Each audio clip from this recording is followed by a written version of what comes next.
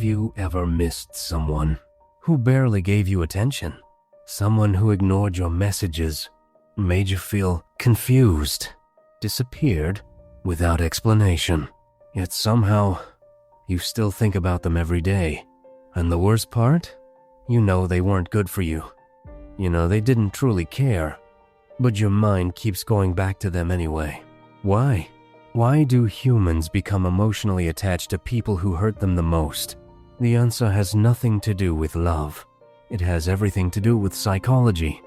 And once you understand this, you'll never see emotional attachment the same way again. Most people think attachment comes from kindness. But psychologically, attachment often comes from inconsistency. Sometimes they gave you attention. Sometimes they disappeared. Sometimes they made you feel special. Sometimes they made you feel invisible. Your brain became trapped in something psychologists call intermittent reinforcement. It's the same psychological trick used in casinos, social media apps, and gambling machines. Because unpredictable rewards create stronger addictions than consistent rewards. When affection comes inconsistently, your brain starts chasing it harder. Not because it's healthy love, but because your brain becomes addicted to uncertainty. That's why toxic relationships often feel impossible to forget. Your nervous system wasn't experiencing peace. It was experiencing emotional gambling.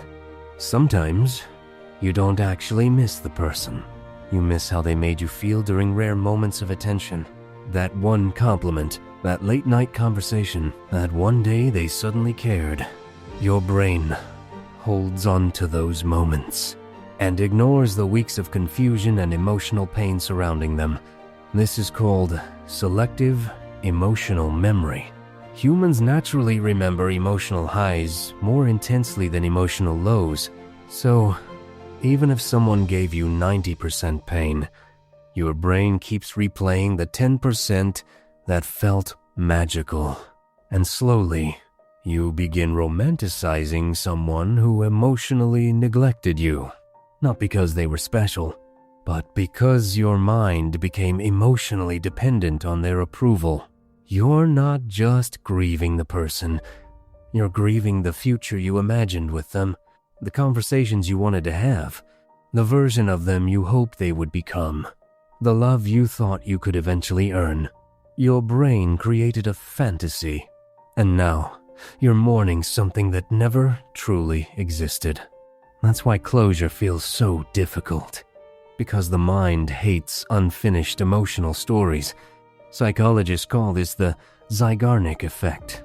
Our brains obsess more over incomplete experiences than completed ones.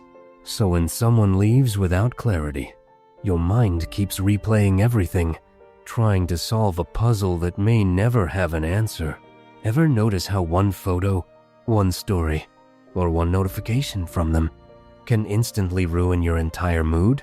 That's because emotional attachment activates the same dopamine pathways involved in addiction. Every time you check their profile, your brain hopes for emotional reward. A message, a sign they miss you.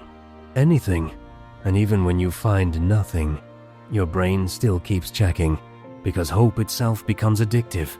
This is why moving on isn't just emotional, it's neurological. You're not weak. Your brain literally formed a habit around them.